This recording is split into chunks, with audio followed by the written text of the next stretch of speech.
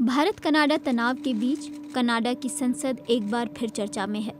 दरअसल भारत से जारी तनाव के बीच 22 सितंबर को यूक्रेन के राष्ट्रपति वोलोदिमीर ज़ेलेंस्की कनाडा पहुंचे और वहां की संसद को संबोधित किया।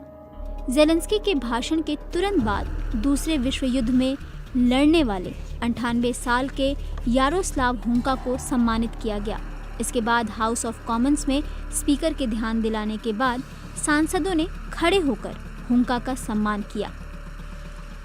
We have here in the chamber today Ukrainian Canadian world veteran from the Second World War who fought the Ukrainian independence against the Russians and continues to support the troops today, even at his age of 98.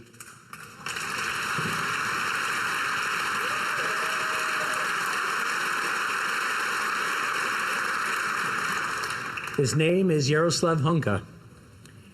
And I was going to say he's in the gallery, but I think you beat me to that. But I'm very proud to say that he is from North Bay and from my riding of Nipissing-Temiskaming.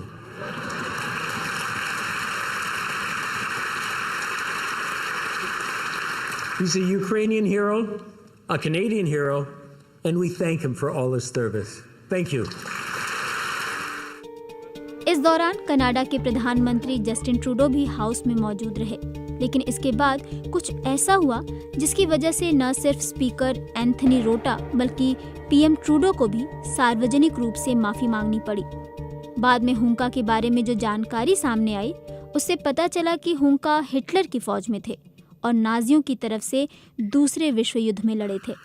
इसके बाद Canada की संसद के speaker ने अपने किए के लिए माफी मांगी। I want to apologize for what happened and really tell you that the intention was not to embarrass this House. My sincere apologies to the House, to each and every one of you who are in the House today, and to all Canadians for having been put through this. Speaker की माफी के बाद Canada के PM Justin Trudeau ने भी इस घटना पर अफसोस जाहिर किया। कनाडा के प्रधानमंत्री जस्टिन ट्रूडो ने सोमवार को कहा कि द्वितीय विश्व युद्ध के दौरान नाजियों के लिए लड़ने वाले शख्स का खड़े होकर अभिवादन करना शर्मनाक था और इसे बर्दाश्त नहीं किया जा सकता। Obviously, it's extremely upsetting that this happened. The speaker has acknowledged his mistake and has apologized.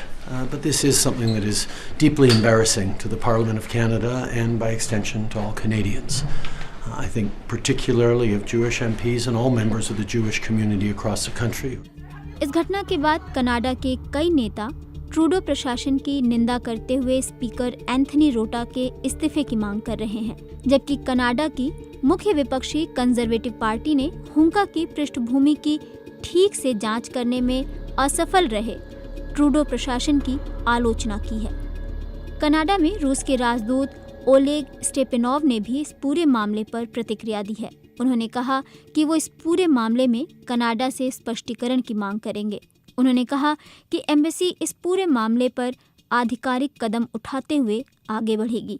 उन्होंने कहा कि हम निश्चित तौर पर कनाडा से इस पर स्पष्टीकरण की मांग करेंगे।